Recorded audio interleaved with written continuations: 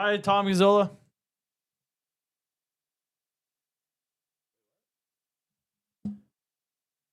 Oh, hold on.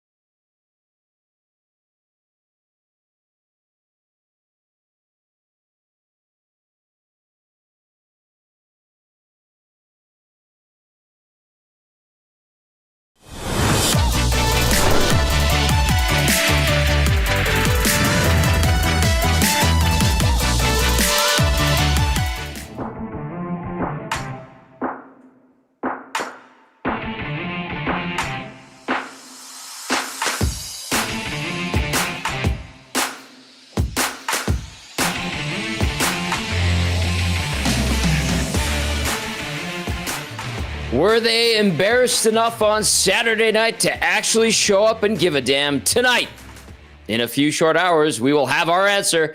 We get you set for the Oilers of the Blue Jackets on the GCL Diesel Oil Stream pregame show.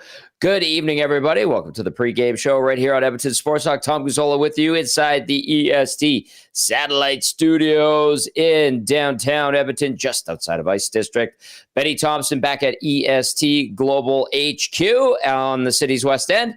And we'll be joined by Shawn Belle as our game analyst tonight as well. We'll hear from Derek Van Diest from NHL.com as the Oilers and Blue Jackets play one of two games against one another this week. We'll be talking about these two teams in a couple of days. The Oilers off to Philadelphia first to kick off a 7-game road trip. Columbus the next night. Oh, by the way, for that Philly game, we're going to be live on location at Boston Pizza. Clairview, come join us. 170-inch TV in the lounge. Jason and Lisa have some great giveaways. Oilers tickets were on the line last time we were there. They gave away 2 sets. A Teef. Old Wheels won a pair of them. So come on down, take advantage of the game day specials as well as maybe take home a prize or two, as we always have a good time on location at Boston Pizza. Of course, GCL Diesel, proud sponsors of the pre- and post-game show and providers of the best diesel engine components around, from turbochargers to injectors, fuel pumps to sensors. They are the critical engine component experts, proud to serve Edmonton and Northern Alberta for over 50 years. Text us 780-218-9999. Jump into the nasty chat if you're watching on YouTube. Let us know your thoughts as the 6-6-4 Oil take on the 7-7 Columbus Blue Jackets. My goodness, do they ever need to be better than what we saw on Saturday? What an absolute ass-kicking they took at the hands of the Colorado Avalanche. Let's welcome in Ben Thompson before we get to Shawn Belle. Benny, how you doing today? You've had a little bit of time to digest that butt-whooping that the Oilers took. How do you feel a couple days later? Yeah, you know what? Like my thoughts aren't as different as everyone else's on the station. It's embarrassing, but at the same time, I think it's what this team needed. Tonight is a huge night for a game in the middle of November against the Columbus Blue Jackets on a Monday night. This game means a whole lot for the Orange and Blue tonight. We will see what their response is to maybe the worst loss they've had in franchise history. Like it's up there. So I'm excited to see what happens tonight. I guess we'll see, because this is it's been some bad hockey for the past couple games here, and they're trying to get themselves out of it. But with their game on Saturday night, it was doesn't look very promising. So yeah, we'll see what happens. No morning skate, no full morning skate today. People were wondering what the heck's going on with the lines.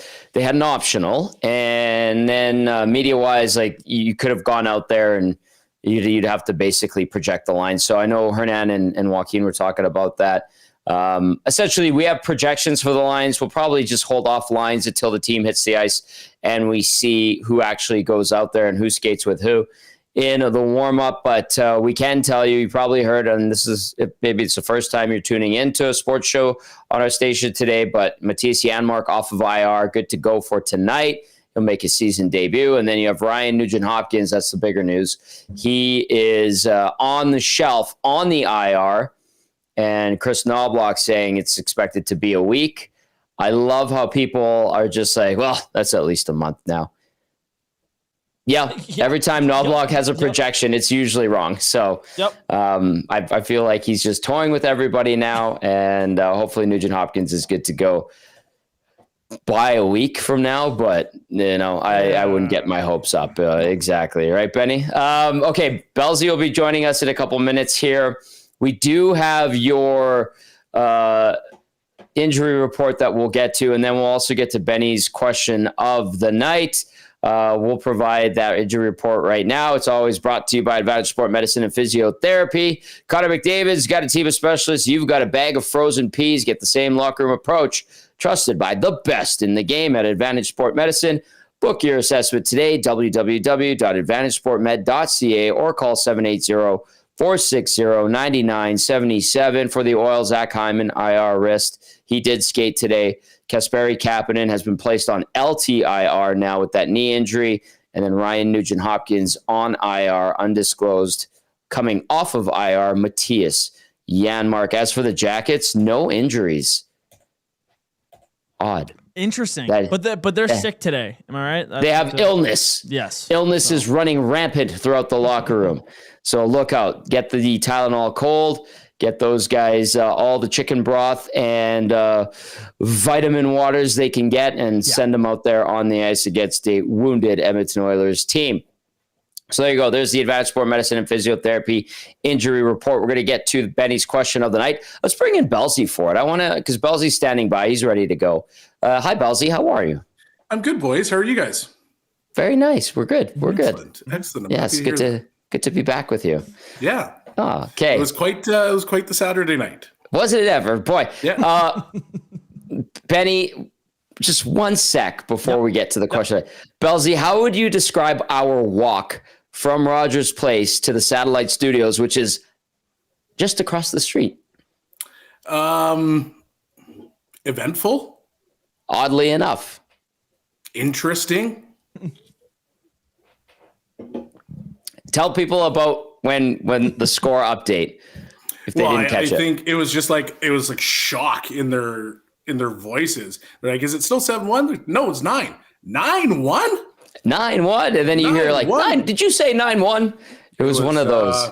It was a shocking game. When you look back at it and you're trying to give yourself 48 hours, 72 hours, just try to get over it. If you're the Oilers, I mean that thing is still sitting there like a giant elephant in the room, and you got to find a way to dispel this thing as quick as you possibly can. So you need to be ready to go, because I think the margin of error, the amount of leash that you possibly have is razor thin. Like, I don't even think you have the ability to have one bad shift tonight without maybe hearing some boo birds. It was more apathy than anything, it felt like, on Saturday. It was different. I mean, I thought there was a lot of anger directed at, obviously, the goaltending, and some of them, maybe they needed some saves. Mm-hmm. It is what it is. I thought there was some anger directed towards the coaches, saying that they didn't do enough to prepare the team. I know I've been on record saying that particular game wasn't the coaches. It was more on the players, because, like I said on Reed's show, like, hey, it's 9-1. Doesn't matter how many adjustments you make. If you don't have any effort, what are you supposed to do? Right. And so it was an interesting game. And the big boys, they had conversation. They talked to the media. They mentioned how it was a humbling experience. Well, you need that humbling experience to maybe kickstart this team to at least need to where they need to go. Like, it's, I don't understand why you have to get to a humbling experience or an embarrassment on home ice. but maybe that's what this team needs, because we've seen in the past that when they're backed into a corner, that's usually when they're at their best. Unfortunately. All right, Benny Thompson, lay us the question of the night down, and let's hear it. Okay, so this is more a question for it's more a prediction than anything. This is what the question's going to be. What's your score after the first period tonight, guys? That's as simple as I'm going to put it for the question tonight, because we've talked about how important this start to this game is going to be. You said that on Reed's show. Both you guys did. What, like, the start, the first 5 minutes of the game means so much tonight. I'll extend it to the first period. What's the score after the first period tonight, guys? Belsey, go ahead. It's a good question. I would say it's going to be 1-1 or 2-0. I think a better barometer of where they need to be is how engaged are they? Yeah. I think that's probably the biggest thing for me, is that when I'm looking at this team play, it's like, hey, yeah, we can predict a score. And, you want to hope that the Oilers are going to come out and they're going to be flying.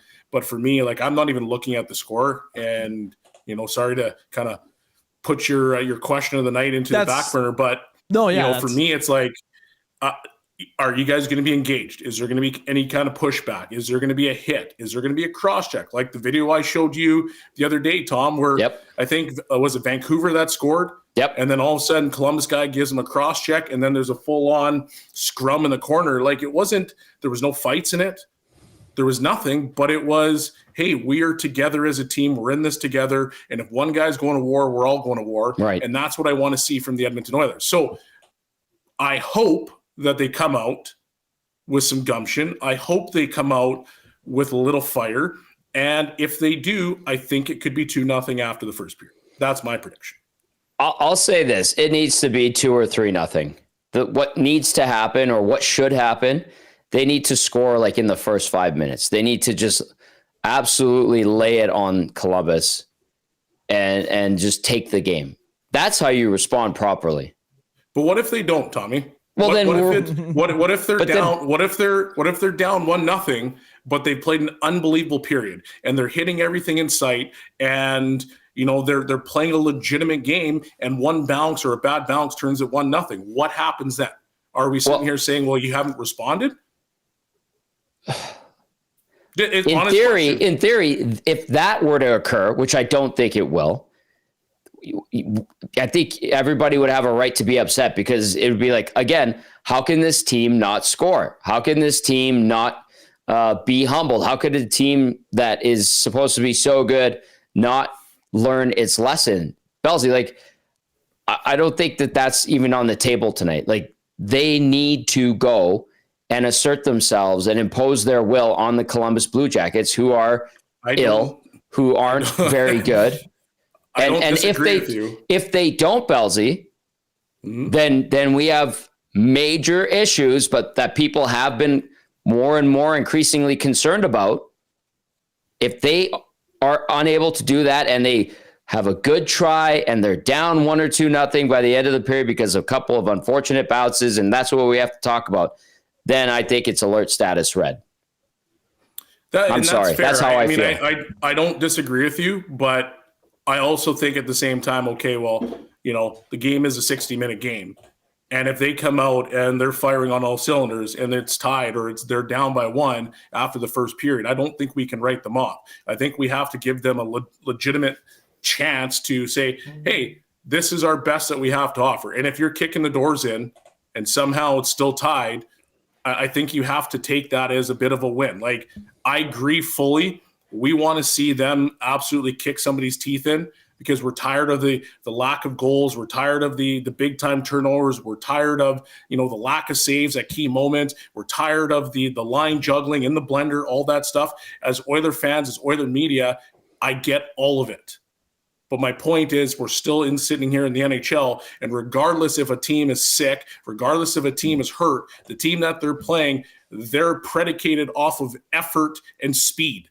So they're going to give you your best matchup possible. So if you go out and you're doing the things that you're supposed to, but you're still down or you're tied, are we saying, well, this is like, it's red? Yep. We got to burn it to the ground. No, I'm not saying burn it to the ground. It's get your asses in gear. And I'm saying we have a huge problem here if that's the case. Like, it just feels like there should be zero excuse tonight. Yeah, and I agree with you. I'm not disagreeing when it comes to that. I appreciate that. That's why you're my good friend, partner, and co-host. Well, thank you. Text us your thoughts, 780-218-9999. We want to hear from you. Before we get into game changers, EMG texting and says, no excuse, but it was mentioned by a former player now in media that the rookie party potentially was in Dallas Wednesday. See, potentially, but yeah, they did stay behind. Okay. This text continues. How does a coach respond to a team after a performance like that 3 days after a suspected rookie party? They did get bonus time in Dallas. That is 100% true. Belzy, I'll pass that off to you really quickly. Oh, I'm the wrong guy to answer because we had a terrible outing against the Phoenix Coyotes when I played for the Oilers, and we did the terrific, I call it the Tom Brady 12, where we went out for 12 minutes and then we got off the ice promptly after 12 minutes, and that was the stern talking to. So I might be the wrong person to answer that question. Okay. That brings us to Game Changers, brought to you by Damon Bunting Real Estate. I feel like there's a lot more there, but we'll leave that. Yep. We'll leave that for another day. And I think we're not even going to talk about it. Yeah, we'll leave it there for another day. We'll park it. Damon Bunting Real Estate. Damon Bunting, obviously, consistent top producing realtor in the Greater Edmonton area for over 18 years. He is community driven and understands what it takes to make a difference in our city. So check him out, DamonBunting.com. Or visit his Instagram, Damon Bunting Real Estate. I mean, how many times, Belzy, do we have to say it this season? Bounce back. That's point number one tonight. Well, the two big boys, the leaders on the team, they basically came out and said in the media publicly that, it was a humbling experience. And when you get embarrassed at home, you need to find a way to strike back. You need to find a way to find your A game for the next game, because you cannot have the same situation happen twice. And for the Oilers, hey, I don't expect them to go out and be super physical. That's not their DNA. That's not the team that they are. Mm-hmm. But what I do expect is that they're hard forechecking team, meaning they get in on the pucks. They don't give time and space to the Columbus defenders, because there's some guys that have some game on the Columbus blue line. Yep. Get in on the forecheck. Be pests. Be hungry. Limit the chances that they're able to get. Be sound defensively. I was listening to Spit and Chicklets, I think it was, and Bob mentioned a couple of years ago in their 16 game winning streak that they had, that they only gave up 24 goals. And if you think about what that really is, that's like just over 1 goal a game. And for teams that win in the NHL, they have a focus on the defensive side. So you're not scoring goals, well, then you better be able to figure out the defensive end.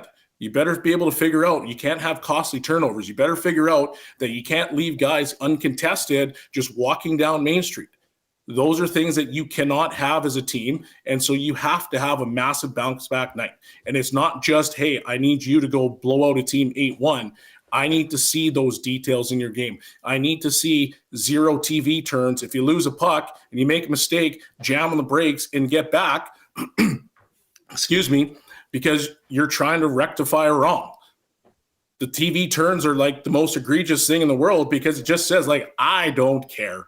Somebody's going to get this puck back to me, and hopefully I'm going to go back the other way and score. So take the hope out of your game and put some concrete to it and go out and get it done. Benny? Yep, that's, it's a great message. Like, this team, like you said, they're not necessarily a physical team, right? That's not their DNA. And we've talked about how it feels like right now the Oilers it's too easy to play against them right now. There's no bumps and bruises the other teams get. It's a nice night to play the Oilers. They're a skilled team, but we're not going to be hurt after a game. I think there's a happy medium you can have where you don't have to be this team that is the Florida Panthers necessarily, where they run and they will hit anything that moves. You don't have to do that, but you gotta make it hard. You gotta make it hard. I'm looking at guys like Darnell, like Trent Frederick. Why not Yanmark? First game back in the lineup tonight. Like have some juice. Like you're being inserted into a team right now that is coming off its worst loss in franchise history, or it's up, at least it's up there, right? Maybe at home. You like give some juice, give some physicality, because he can have it here and there. I want to see the physicality, or at least just how hard you are to play against. Up the meter up a little bit for the Oilers. Let's make it hard on a team that is not very good, or they're average, I guess, and their locker room is currently going through an illness. Like let's see the Oilers take advantage of that. Play with at least a little bit more physicality tonight, and I think it'll help them out tonight. All right, so point number 1's bounce back. I want to take this one with a little bit of an aside here, and a text had come in via the nasty chat, and it said, "How about that article Spec wrote about the Oilers pulled no punches?" He needs to bounce back tonight. Stu Skinner does. And I'm just going to read you like an excerpt from Spec's article today. I was down in the media lounge when he was tapping this bad boy out. The first slide says, Stan Bowman, you're officially on the clock. It's time for the hockey world to stop talking about how hard it is for the Edmonton Oilers to upgrade their goaltending situation and begin talking about how the Oilers general manager has found a solution. Time to stop talking about how Stu Skinner's teammates have lost their belief in his game and begin a new conversation about a new number one, a guy that the Oilers players know could get them to the place they've been trying to reach for 5 years now. It's over in Edmonton for Skinner as the unchallenged number one. Finished. He can be a part of things, but Bowman needs to find a better netminder as Skinner's partner. Full stop. If that makes Skinner a better goalie as well, then bravo. What would you say to Spec's scathing words for Stu Skinner? I don't disagree. I mean, I think it was Bowman that said, like, if it's not working, we'll find a solution.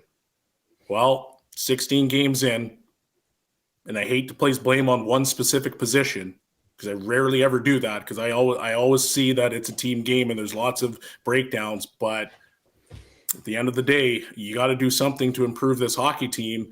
And if goaltending is the one that is the thing that needs to be fixed today, then it needs to be fixed today.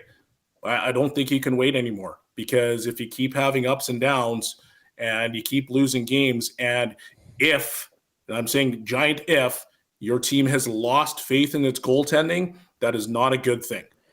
Chris Knobloch had a comment post-game where he said that after the first or second goal, you could tell the bench had sagged.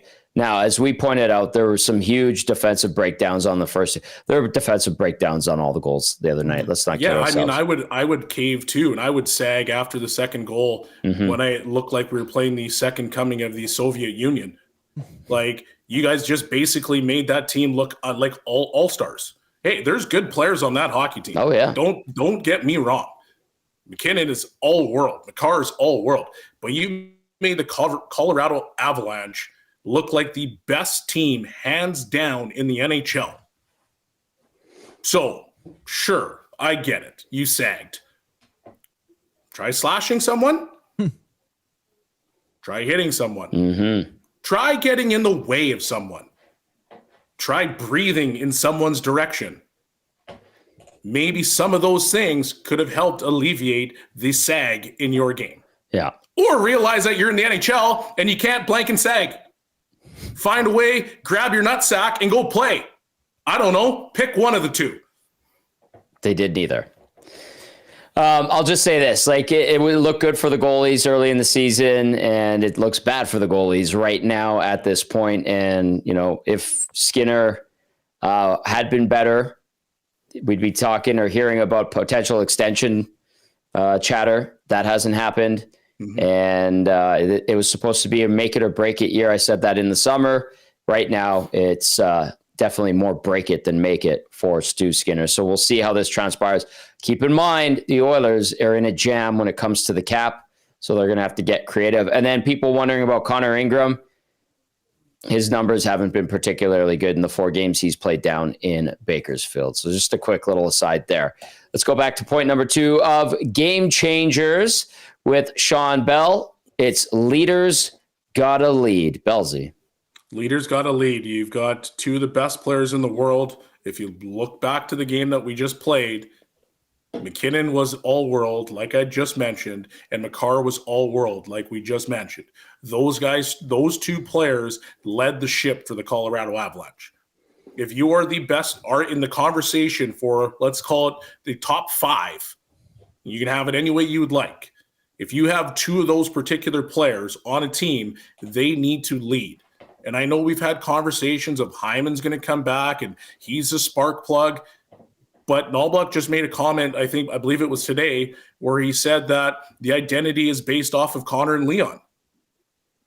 Well, that should tell you everything that you need to know.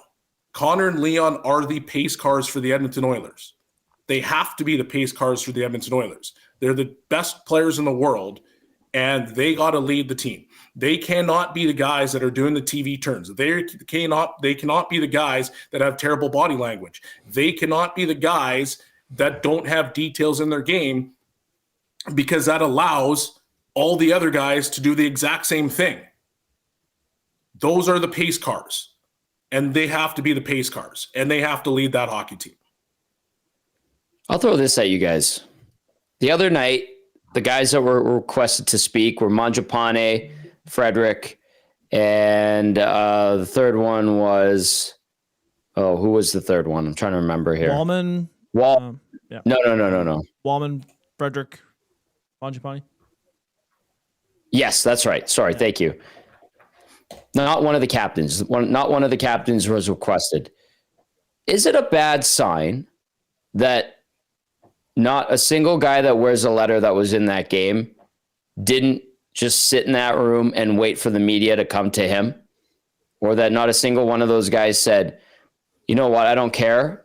They're not requesting me or one of the captains. I'm going to stand in there and I'm going to speak for this team. Is that a concern, or are we overblowing that? A little of column A, a little of column B. But which one is it more from? If I'm in the dressing room, I would want to see my leader step up and say, hey, we weren't good enough. And it starts with me. That's just... It's hard to clump on, because right now, obviously, the last thing we've had is a 9-1 loss. So it's hard. It's easy to clump on and to pile on everything. But at the end of the day, I do think that Connor, no, not even Leon, just Connor, should have walked out and said, all the questions are here. Nobody else is getting questions. To me, that's probably the best answer. But I do think it's a little column A and a little bit of column B. Benny, how do you see it as a young hockey broadcaster and one that's been a fan of this team? Yeah, I think Dusty said it earlier today. Like I'm a little bit disappointed. Like to me, I don't look at it as I'm not like too worked up about it. You know, I'm not like so mad about why didn't the leader step up? Because I mean, the next day, Connor McDavid talked. Leon Draisaitl talked today. True. They're going to answer on us. Yeah. They knew they were going to answer the questions eventually. It didn't have to be that night. And now I understand 100%, fresh right after that loss, you probably want your leaders stepping up and answering those questions. But I think they've been through this before. You know what I mean? Like this is not the first time the Oilers have had some bad losses and or bad starts to the year. But Benny, this was a historically bad loss. 100%. 100%. So this is new for them. Yeah. I just think they knew they were going to answer the questions anyway. So I don't think they just didn't have to step up that night. Would I have liked to see Connor step in front of the media and go, yeah, like, okay, Wallman, take a seat. Like you don't got to answer questions. I'll take this. 100%. But I'm not too worked up over it. To me, what everyone I think should be focused about is their efforts and how they play tonight is to me the real big sign of how they took that loss on Saturday. I'll support you, and I'm with you 100% on the second part there, where it's about tonight and how they respond. Yeah. However, it's kind of a principle thing. One of those guys should have just stood in there. Yeah. That it's just, yes, you could think ahead, be like, well, I got to answer tomorrow. I'll have better things to say tomorrow after I decompress and digest a little bit of what happened tonight. That's fine. But when you get your asses kicked the way they did, one of those guys who is a voice and has been around should be there answering the questions. Not they got to jump on the grenade. Exactly. That's how I see it. Good on them for what they said. Leon today, Connor yesterday. However, fresh after a loss like that, one of the guys that wears a letter should have been in that room answering the questions, in my opinion. All right, 780-218-9999. Get to the nasty chat. I see some text coming in. We got to get to point number 3 of Game Changers, brought to you as always by Damon Bunting Real Estate. Bellsy had bounce back at number 1. He had leaders, got a lead at number 2. Number 3, Bellsy, game is won in the hard areas. It's the hard areas. And if you look at all the games that are played throughout the NHL, the amount of times where it's only I'm going to take 1-on-4 and I'm going to dance around everybody and score, it's very rare. All teams are trying to win the house battle. All teams are trying to get to the hard areas and be in the middle of the ice. And for the Edmonton Oilers, I get it. You're not a physical team. That's not your DNA. However, you need to get to the net. You need to find ways to win the house battle because that is where the puck is going to end up, and that's usually where you're going to score goals. So if Frederick is concerned about his lack of production, well, park yourself in front of the net. And if you have to take one off the lips, you're going to take one off the lips because at the end of the day, they don't ask how, they ask how many. That's what it boils down to.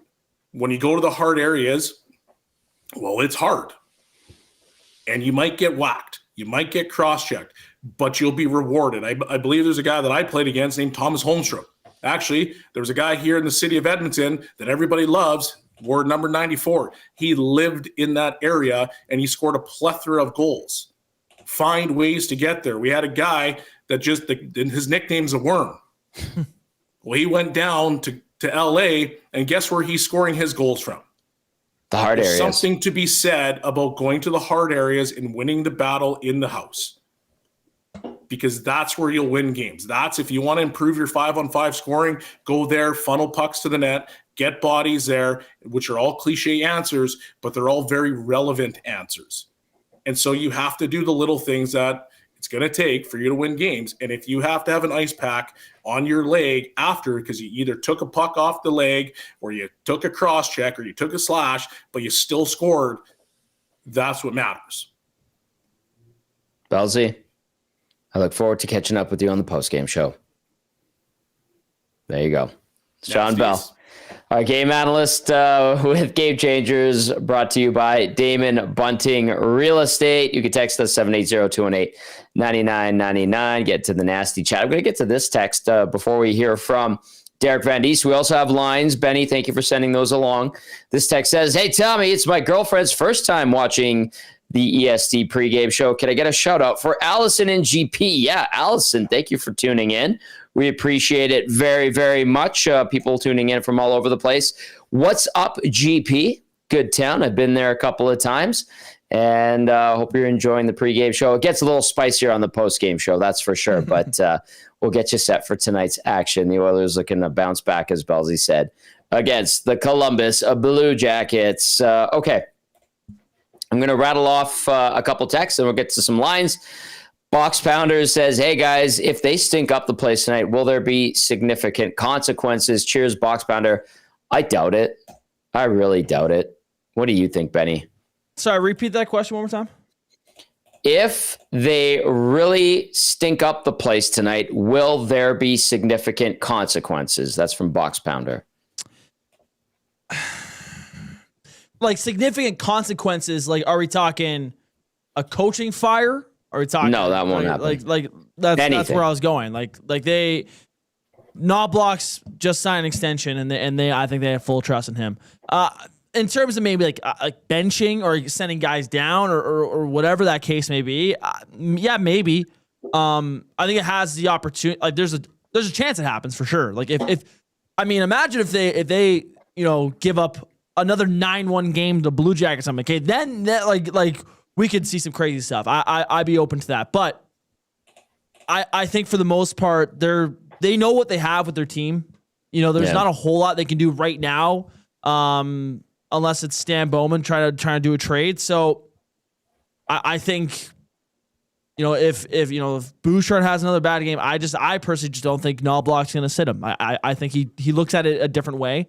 I think he looks at just trying to get players to play through their struggles, and that goes for anyone on the team. So, I don't think so. Just basically just off of just the coaching staff that they have, but I don't know. I guess we'll see what happens tonight. I have a lot of doubts in regard to there being significant changes if the things go sideways tonight, just because of where things stand contract-wise and how this group approaches things. Like, I think back to 2018-19 when Peter Chiarelli, everything unraveled for him. He was making stupid trade after stupid trade because he was in full-blown panic mode, and he set the team back a little bit with the way he was handling the rosters. So I don't think it gets to that point, but good question, Box Pounder. Appreciate it very much. All right, let's get you some lineups here as the Oilers welcome in the Columbus Blue Jackets. These two teams will square off again on Thursday night in Columbus. The Oilers in Philly on Wednesday. For the Oil, you got McDavid between Mangiapane and Savoy. Leon Draisaitl centering Vasily Podkolzin and Jack Roslovic. Adam Henrique between Ike Howard and Trent Frederick. Noah Philp centering Matthias Janmark, who makes his return coming off of IR, and Curtis Lazar, who comes in to action. Defense tonight, Ekholm with Bouchard, Nurse with Regula, Kulak with Wallman. As for the Jackets, they are hampered by illness right now. A bunch of guys did not take the morning skate. Here's the tentative lineup for them. I'll circle back to see if there's anything else, or Benny, keep an eye out on Twitter and X to see if there's anything. But here is a projected line up for the Jackets. Sean Monahan between Miles Wood and Kent Johnson. Adam Fantilli between Dmitry Voronkov and Kirill Marchenko. Charlie Coyle between a couple of sick guys in Cole Sillinger and Matthew Olivier. And then Luca Del Beluz between Boone Jenner and Yegor Chinikov. On defense, Zach Werenski, one of the best in the league, paired up with Denton Matichuk. Ivan Provorov with Damon Severson, and Jake Christensen with Dante Fabro. That takes us to your starting goalies for tonight's game. For the Edmonton Oilers, it will be Stu Skinner getting the nod. He's also looking to bounce back. He's 4-4-3 this season. 281 GAA, 889 save percentage, one shutout in the 11 games he's played this year. 2-2-1 record lifetime versus Columbus. 306 goals against average, 902 save percentage in 5 games versus the Jackets. At the other end of the rink, Jet Graves getting the start, 3-4-0 this season. 289 GAA, 907 save percentage in the 7 games he's played. The 27-year-old will face Edmonton for the first time in his career. We'll do a quick Advantage Sport Medicine and Physiotherapy injury report. We did it earlier, but we'll do it as a reminder. Hyman, IR wrist. Kapanen, IR knee. Nugent Hopkins, IR undisclosed. Kapanen, by the way, moved to the LTIR with his injury. As for the Jackets, no injuries of significance. All right, keep those texts coming in. 780-218-9999. And, of course, if you're watching on YouTube, get into the Nasty Chat as we welcome in our good friend, Derek Van Diest from NHL.com. DVD has witnessed a lot of bad Oilers games, and that was a doozy. One for the record book, certainly right up there. And we'll get into that. But DVD, you worked the Columbus room. Were you wearing a mask? Did you have to like wash your hands and like bathe in rubbing solution of some sort to make sure all the bacteria didn't go with you to your house? Because apparently everybody is sick there. DVD, you're muted. Well, there we go. Yeah. Do we have you? There he is. I got you. He got you. Okay, go ahead, buddy. So, yeah, no, it's... Oh, there's Reed Wilkins. Go ahead. Yeah, they're struggling right now. You know, they have a bunch of guys sick. Dean Everson said They didn't know what the lineup was going to be, who was going to play. They left a bunch of guys at the hotel this morning. So you got coming in here a Columbus team that's not playing very well. They've lost 3 in a row. I think Connor McDavid lights these guys up for fun. I think he averages 1.89 points per game against Columbus, which is the most of any player against any team in the history of the NHL. So he's coming in here motivated after what happened in 9-1. So, yeah, the Blue Jackets, I don't know what we're going to see out of them tonight. I don't know who we're going to see out of them tonight. It's just one of those things.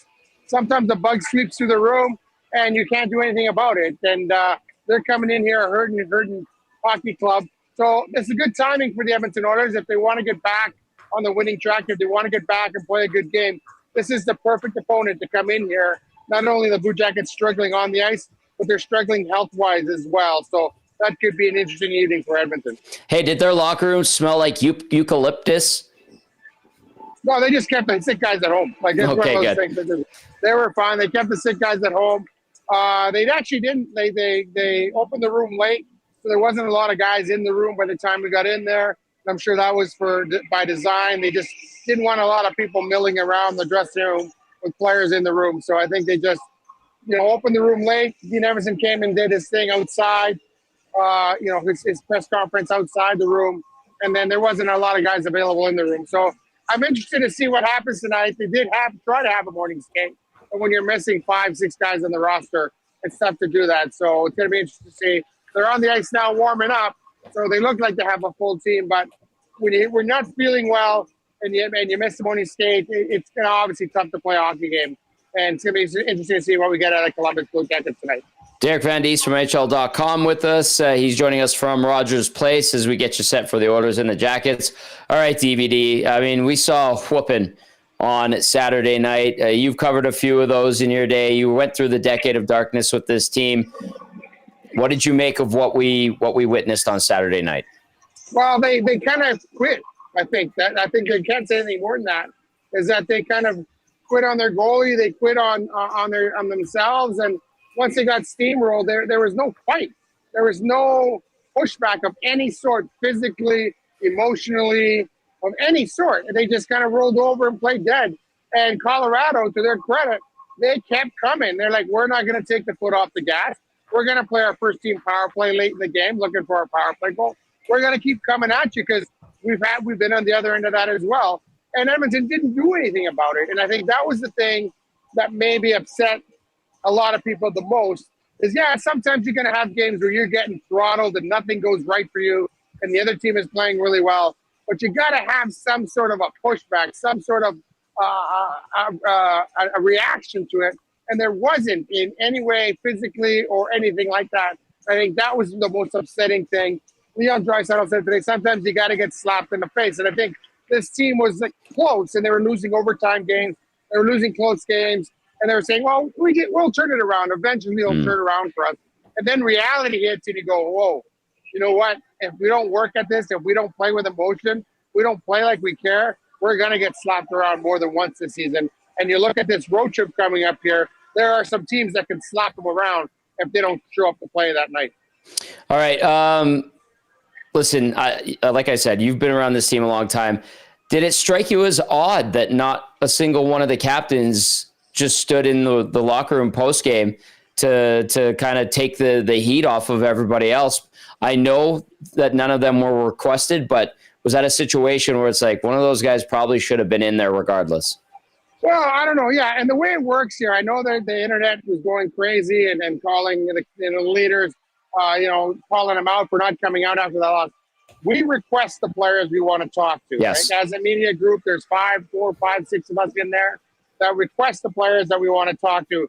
And we felt that night, you know what?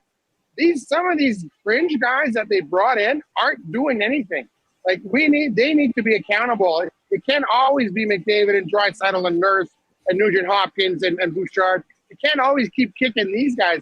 At some point, the bottom half of your lineup has to show up, and they haven't shown up.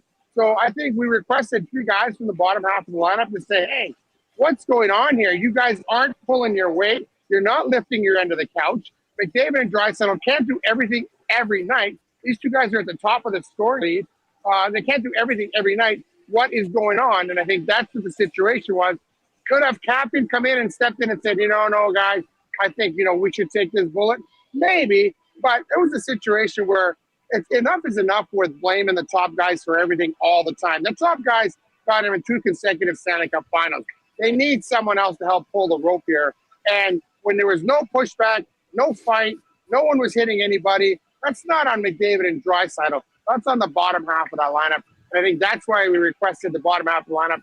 These guys got to feel that they're accountable as well. It's not we're just going through the motions here, and if things go bad, McDavid and Draisaitl will speak up for us.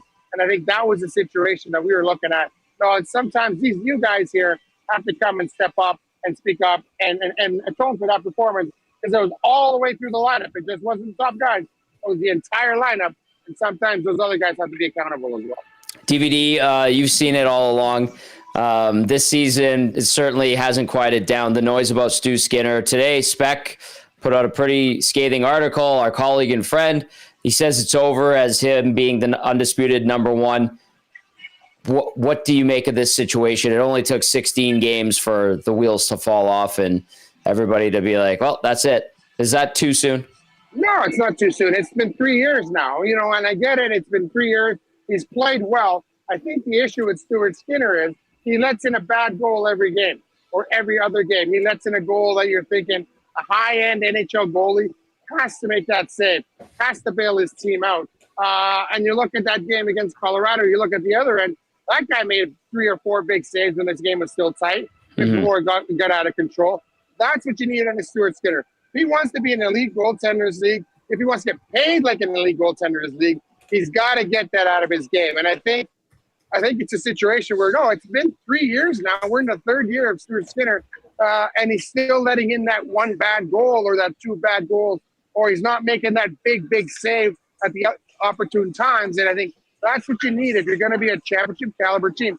You're going to give up chances. You're going to make mistakes, but they can't all end up in the back of your net. Eventually, you need your goalie to bail you out, and he just hasn't done that enough. And I don't think he will do that enough. You're always expecting, well, he's young. He'll get that part of his game out of it. Eventually, the bad goal will go away, and it hasn't gone away. And I think that's where the frustration part of it is. He needed to make a big save. Yes, Cale Makar, one of the elite defensemen in the league, got a heck of a shot, but you got to make one of those stops. I'm sorry, like the shot from the blue line or the shot from the top of the circle. And he was even beat with a shot that was called back. So you got to make some of those saves. You got to give confidence to your team. And right now, this team does not have confidence in Stuart Skinner, and they don't have confidence in Calvin Pickard either. So something's going to have. I don't think they got to trade Stuart Skinner away, but I do think you got to bring someone in here who's going to push him for that number 1 spot. Maybe a lot of fire under his butt and say, hey, buddy, you got to get rid of that bad goal, because that's really killing this organization right now. All right, DVD. Speaking of lighting a fire under a butt, how about 20 of them in orange and blue? Do you think that happens, or do we think that tonight's going to be another rough night?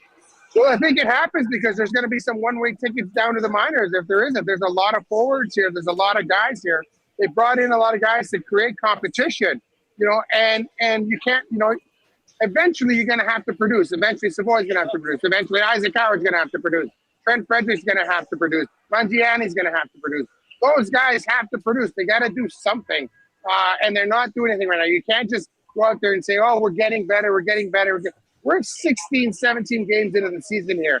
They've had to show, like, they're expecting Frederick to be a 15-goal scorer. He's got 1 goal. Yeah. Like, Mangiapani's not been that agitator, that guy that kind of annoys you, that, the type of player that the little guy that you just plays in your equipment and you just want to punch in the face. He hasn't been that guy, and he's not scoring. Howard looks good at times, but is he here too soon, too fast? Savoy, same thing. He looks good at times, but it's about time to produce it. This is a producing league where you have to produce to stay. And I think the pressure's going to be on some of those guys. Say, okay, you've had your 10, 15 games to kind of feel your way through the league. You got to start producing, or you're going to be sent down to the American Hockey League. David Tomaszek getting the seat in the press box tonight. Speaking of one of those guys who hasn't produced. DVD, you always produce, buddy. Appreciate the time. I'll talk to you in a few minutes, okay? Sounds good. Thanks for having me on. There you go. Derek Van Diest from NHL.com giving us the scoop quickly on the Jackets, but some thoughts as well on the Edmonton Oilers heading into action tonight. All right, Benny, we've got a couple minutes left. We're going to get some final thoughts. We do need to get to the game day odds check brought to you by Play Alberta.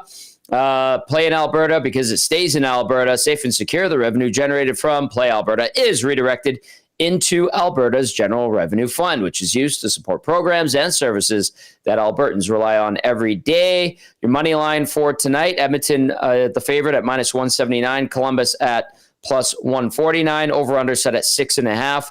The over, the favorite at minus 132, the under at minus 101. And then you can use the promo codes EST Casino, $50 deposit gets you $50 casino bonus. And then EST Sports, another $50 deposit for a $50 free bet. I don't know where EST 50 is at right now. Last I heard, it has not been refreshed. So just stick with EST Sports and EST Casino for now. Benny, some thoughts before I get to some text. Go ahead. Yeah, I mean, like DV was saying, I mean, it's gonna be the same topic we've talked about for the past 50 minutes now. It's just this game's huge. This game's huge for, I think, not only the players, but the fans, for management, for just everyone around this team right now. This game means a lot more than just a random November 10th game against the Columbus Blue Jackets on a Monday night. They need to win this one. They need to win it convincingly, in my opinion. I'm not necessarily saying score, but just by play. I want to see a response out of the leaders. I want to see a response out of the guys that are supposed to be physical that haven't been. I'm very curious to see the game we get tonight because it can mean a lot. It can mean a lot towards what we're going to see for the rest of the season. So, there's quite a bit of stakes randomly for a November 10th game, but here we are. All right, we've got some updated lines for the Columbus Blue Jackets, courtesy of Jeff Svoboda, who was on EST Afternoons with Joaquin and Hernan earlier. Monahan between Jenner and Johnson. Fantilli with Voronkov and Marchenko. Coyle between Chinikov and Olivier. Del Beluz between Zach Austin Reese and Isaac Lundestrom. Zach Werenski with Ivan Provorov. Matichuk with Severson. Christensen with Fabro. Those are your lines for the Blue Jackets, updated from Jeff Svoboda. Your goaltending matchup for tonight, Skinner versus Jet Graves. Stanley and YYC texting in says, worst loss in Oilers history, February 12th, 1984, 11-0 to the Hartford Whalers. They went on to win their first cup months later. Hopefully history kind of repeats. Go Oilers. If I recall correctly, talking to those guys at the 84 reunion where we did a documentary at Oilers TV, I think they were pretty hungover that day in Hartford. Bad Billy texting in says, as for a goalie, I doubt anyone is going to do the Oilers any favors, and the asking prices will be huge. They need some toughness and grit as much as a goalie. Thank you, Bad Billy. And then Norm in a combine says, nope, no repercussions. Players are running the team. Knobloch is catering to the core. New lines. That's original, says Norm in a combine. Dirty Don says, would a player like Boone Jenner benefit the Oilers? I know Belzy likes him, Dirty Don. Maybe, probably, actually. I'm a big fan of veteran NHL players over younger guys, but you need younger guys to learn at some point. Now, if you could get Boone Jenner and replace a Lazar and Tomaszek and use that money to have a Jenner or find a way to make it work, absolutely, definitely. Like, solid NHL veterans, can't have enough of them. Never. But the Oilers lost some veterans over the offseason, and everyone's going to point to those.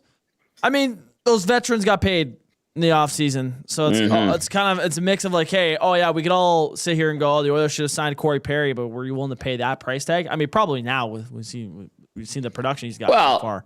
But Kenny Holland got ripped for that signing, and the Cody Ceci one too, right? So paying off right now. Good for Corey Perry for playing the way he has. I think he's got. I saw a stat. It's like the most goals through X amount of games for a 40-plus-year-old. He tied Gordie Howe's record from like 1969, 70. It was a very obscure stat, but he did something only Gordie Howe had done. 7 goals in 10 games was the stat that I. Yeah, saw. Here I have it. Like it's Ridiculous for I have it. this age. Here it is. It's from the NHL PR team. They say Perry's pace puts him in rare company. Corey Perry's 7 goals this season is tied with Gordie Howe, who had 7 in 1969-70 for the most through 10 games, like Benny said, in a campaign by an NHL player 40 or older. But yeah, I mean, you can't go back now. And what's done is done. And the group that plays for the Oilers now just needs to get their heads out of their asses and figure it out. And it starts tonight against the Columbus Blue Jackets. Benny Thompson. Yep. Big night. Let's see what happens. Let's see how they respond. Only one way to go, and it's up. Let's see if they can start that process tonight after last Saturday's 9-1 defeat at the hands of the Colorado Avalanche. Oilers get the Jackets for the first of 2 meetings this week. We'll see if they bounce back, and we're talking about a happy oil country in just a few short hours. That's going to do it for the GCL Diesel Oil Stream pregame show. Big thank you to Derek Van Diest from NHL.com. Big thank you to everybody who watched and listened. Hit that thumbs up button on your way out if you watched on YouTube. You know we love you. You know we appreciate you. Enjoy the Oilers and Jackets, and we'll see you in a few hours. Ciao for now.